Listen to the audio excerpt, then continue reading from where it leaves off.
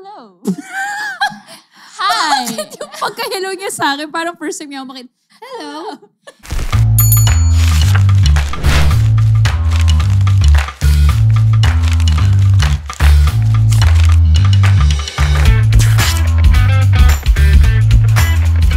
Hi guys, I'm Hershey. I'm Ashley. And this is Chicks to Go! Merry Christmas! Merry Christmas, guys. Ho, ho, ho. Ho, ho, ho to all the hoes.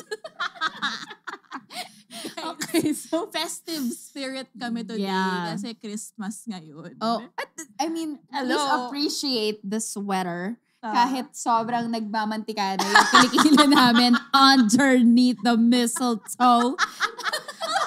Ang dami mong baon. Yeah, I know. I know, right? Parang ang dami mong gifts Oh, ngayon. yeah, because it's the season of giving. giving. And on that It's note, giving Christmas episode. Ang labo ng episode na to. Ayusin natin. Okay, sa mga listeners natin, mga chicksters, okay?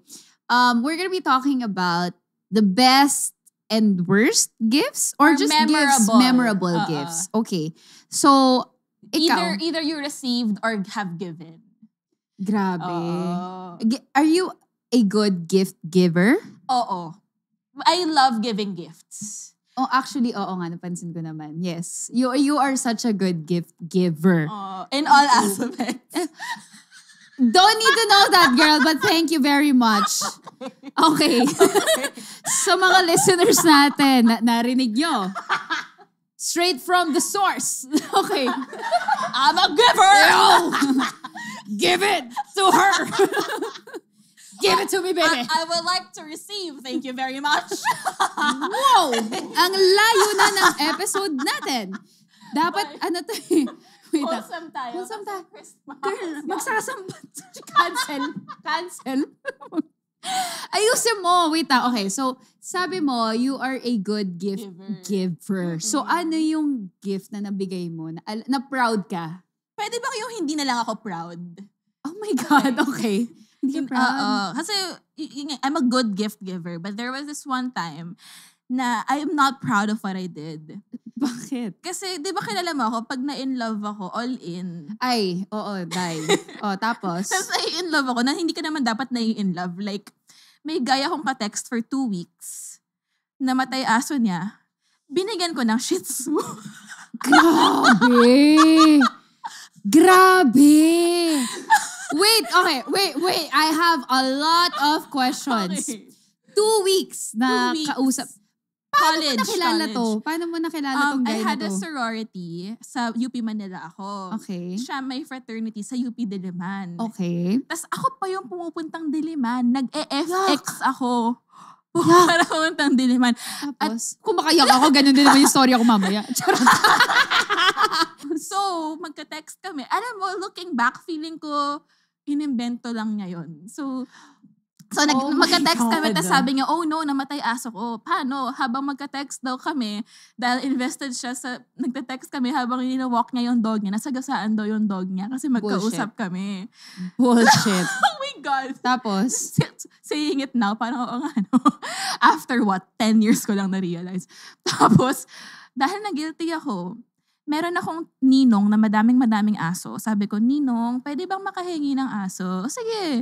So, binigyan niya ako ng Shih Tzu. Pinapili nga pa ko, anong gusto mo? So, may Shih Tzu. Ay, hindi. Poodle Shih Tzu. So, Shipu. Pushit. Pushy. Pushy. Binigyan ko siya ng pushy. Tapos, sounded so different, but okay. Pushy. Tapos? I gave him a pushy, which he enjoyed apparently. Kasi minahal nga yung pushy eh. Kasi after ko siya bigyan nun, after like 3 days, sabi niya sa akin, I think we're better off as batchmates. Girl, dapat kinonfiscate mo yung pushy, yung laway ko. Oh my God. Wait, nagagalit ako. hindi man lang we're better off as friends. We're better off as batchmates. Tapos sabi ko, okay. What? Tapos sabi niya, pwede bang sa akin pa rin yung dog? So sabi ko, Ang okay. kapal ng mukha. Ang kapal. Minahal ko. Sabi ko. Sa 2 weeks, girl? Sabi ko, tulak kaya kita dito. Tapos, after me, may bago siyang girl na naging baby nila yung Pushy. Hell no, dude. Pero in fairness, kasi kinasal sila. So, like, a few months ago, kasal na sila after like 10 years, ganyan. Sabi ko, okay, they're meant to be. Tapos, baby pa rin nila yung dog na binigay ko.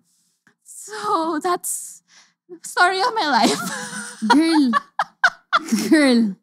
Wow.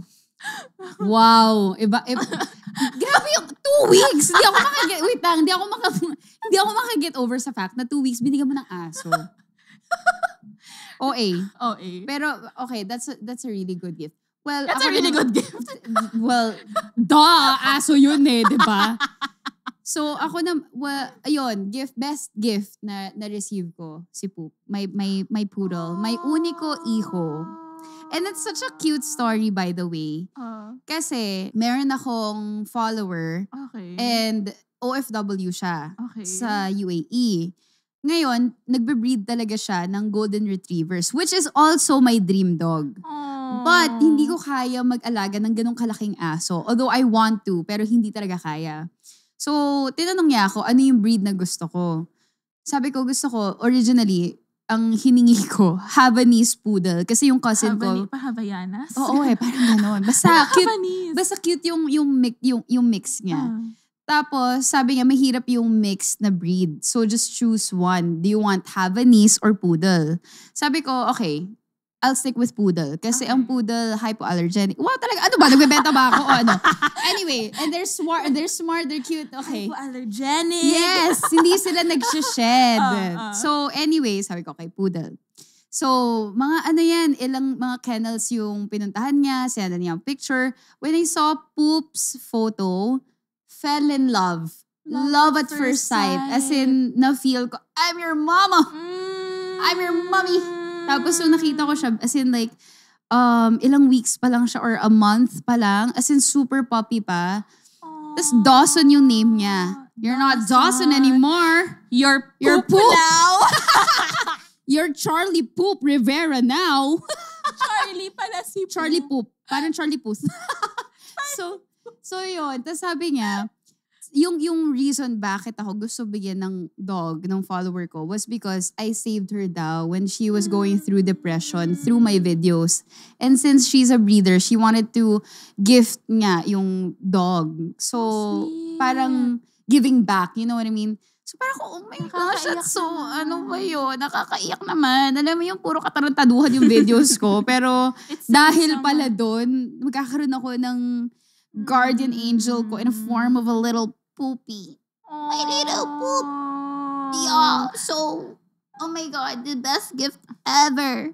Doon mo masasabi that humor is so healing no? Yes. Na hindi mo alam na sa funny videos mo, someone could, it matters that much. Yeah. So, ayun. I didn't know. No. Yes. Now I know. Now you know. Kaya grabe yung love ko sa dog na yun. Ito naman best gift. Hindi naman best, parang memorable gift I received. Kasi hindi ako masyadong materialistic na tao. Yung thoughtful. Yung thought. Yeah. Oo. Like, I like receiving gifts, pero hindi yung parang how expensive it is. It's more of, you remember the little things. Yes. Diba? So, naalala mo yung ex-high school boyfriend ko, yung nag-proposal. Okay. Sa anong episode yon? Yung episode natin. High school episode. So, ang cute ng proposal niya. So, ito, nag-LQ kami, nag-away kami. Tapos, mga hindi kami okay, biglang may nag-doorbell sa bahay. Tapos, may deliver, may iniwan. Isang kartolina. Tapos, I'm sorry. Tapos, meron siyang, yung favorite ko na McDonald's cheeseburger, mga snacks na favorite ko. For a high school na wala kang pera nun diba? Tapos, ang cute lang. Tapos, lang din pala, ang cute nun kasi, nung nag-break kami, tapos, basta things, hindi na talaga kami pwede, at hindi na, meron siyang box ng purong open this if you're sad, open this if you need something, open this ganyan. Tapos yung pinaka-huli is open this if all else fails. Yung ibig sabihin, hindi talaga kami magkakabalikan. So yun yung una kong inopen. Tapos may letter siya na para kaming sun and moon na sobrang dramatic no? 15 years old.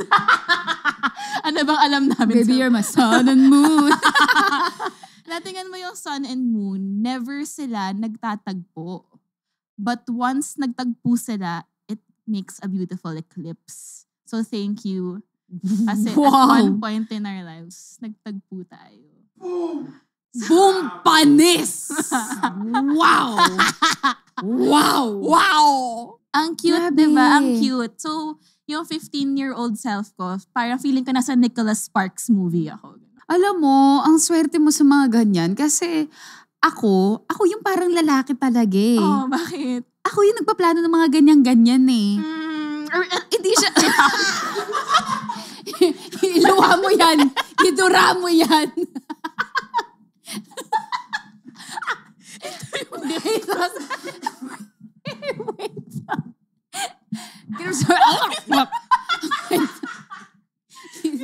Tinatry kong itago. Nalamumo siya dito.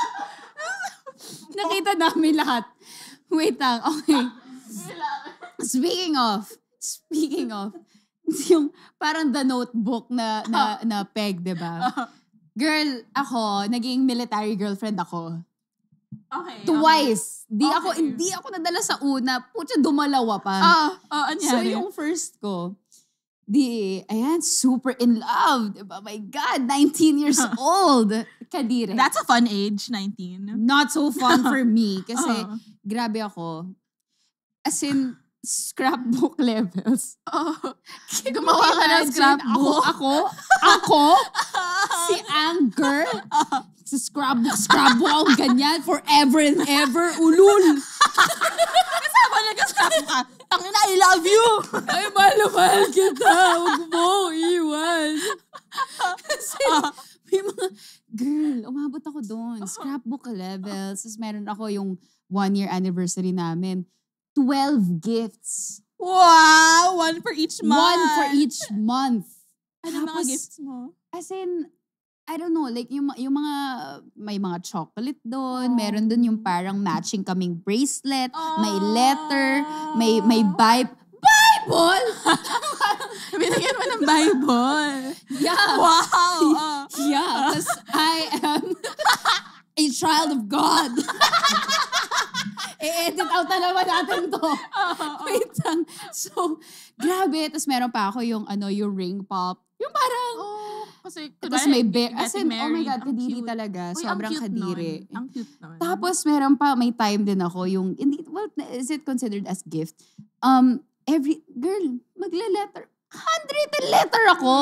Okay? From the Philippines. Ipapadala ko ng San Francisco. Oh my God. Iipunin ko yung araw-araw kung parang diary. Today, this is what I did. I love you. I miss you so much. Picture. Tapos noon, papadala ko San Francisco dun sa pamilya niya. Etong pamilya, isa-send dun sa base nila.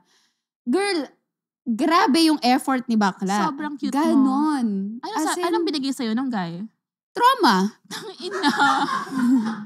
Are you okay? I'm not okay. I'm not okay. Let's unpack that later. Fuck you all. Shout out to all my exes. Fuck you kayong lahat. Yun lang masasabi ko. Meron pa. Wait, there's more. As a gift giver. Diba? Take note, nung time na to, very strict yung mommy ko. Pero pinagbigyan niya ako kasi nakita niya talaga, sorry, love ko na ang lalaki mo. Sabi ko, pwede ba for Valentine's, since ilan lang yung days, parang limited lang yung days na pwede siya dito. Pwede bang lumayas muna kayo for one night? Dito muna kami sa bahay, magluluto ako ng favorite niyang salpikaw.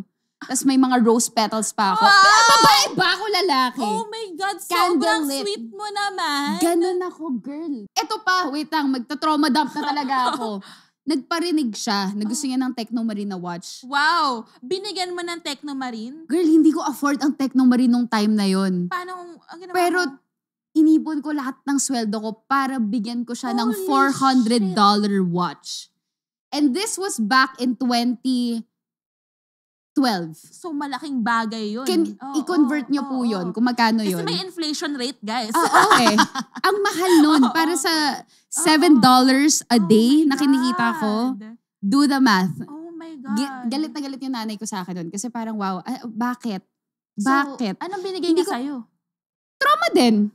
Ina, ayoko yun for you. No, as in talagang nakakaloka. Yung alam mo nung birthday ko, diba ganon, yun yung scenario. Binibigyan ko ng Technomarine, ayan, talagang mga candlelit din, ganyan. Pucha nung birthday ko, ako bilang practical, sabi ko, ayoko na ng mga fancy, like, kahit mag-shopping na lang ako. $100 yung budget niya sa akin. Pagdating dun sa counter, girl, nagka-calculate pa siya. Parang ninonotes niya pa yung binayad niya para sa akin. So, parang, nakakahiya naman po, kuya. Siguro nga, like, careful ka sa finances mo. Pero, talaga, sa harap ko, birthday ko, tas parang inonote mo pa, parang kung magkano yung inano mo. Hindi ko deserve, Hindi gano'n. mo deserve. Alam mo, you deserve someone who will be so happy to give for you. In all aspects. kaya ba, tingnan mo, 19 ako noon. Anong taon na ako? 32. Kaya ako ganito. Kasi, pucha talaga, ayoko na. Parang ayoko na mag-effort ng ganon. Kung alam kong wala naman. So like, parang naging hater na lang ako. Kasi I used to love and give more than I should. Pero alam mo, parang, that's the thing about you love and you're so pure about it. Pero only give it to those who deserve it. Who deserve that spot in your life. Akala ko deserve niya. Pack you! Deserve yung mag-reunite kay Satanas. Merry Christmas ba to? Buisit kayo. Hindi kasi totoo yan. Sakit ang ulo ko sa inyo. Diba, sabi nga nila, the Christmas season, it's a mixture of emotions. May sadness, may happiness, diba? So, hindi ka may pressure na maging happy all the time. So, okay, moving on. My last happy gift. Ikaw? Ako si happy gift. Oo, ako parang, nasad ako para sa sarili ko, girl eh. Hindi. I'm certain one day, parang may magkakaroon ng time na lahat ng hindi mo alam na gusto mo pala ibibigay sa'yo. And hindi dahil hiningi mo, but because they want to give it for you. Oh my God. So kung ikaw po yun, mag-apply na po. Just DM Chicks to Go Podcast on Instagram. Give your resume. Ayoko na talaga. So, happy gift. Bawal happy po gift. ang mga military at police. Ekis na yan kay Ash. True. At saka mga naka-chinela sa Jollibee. At yun, nagpa-pronounce ang zebra. Yeah, check. Ikaw na happy gift. Para happy yung episode. Para ang bigat tong sa akin eh. Nung 9th birthday ko, may pangarap ako na bike. Gusto ko matuto mag-bike. Tapos yung balikbayan kong tita, umuwi sa amin, nakatira for 1 month. Eh, diba yung mga balikbayan, alam natin that they have the money. Yeah. Diba? So, minsan magpaparinig ako, hi, when will I have a bike? Ay, gusto ko talaga ng bike. Kumagalan ako habang nandyan, tita ko. Parang tanga lang. So, one day, yung tita ko, bigla akong binblindfold. Anong nangyayari? Uy, kunwari pa. Tapos pagbukas ko, yung bahay, pitch dark. Tapos yung mga tao may hawak na kandila. So scary yun, di ba? Iaalay ka na, girl. Iaalay. So pagkatanggal ng blindfold, yung mga pinsan ko, mga tito ko, may kandila. Anong nangyayari? Tapos biglang pinresent nila, pagkabukas ng light, may bike. Sabi ko, what? How did you know? Nagusto ko ng bike. Naka-skirt ako nun. Sumakay ako, mini-skirt na fitted na denim jeans. So pagkasakay ko sa bike, pinicturean ako. Yung picture ko, mukha akong may etits.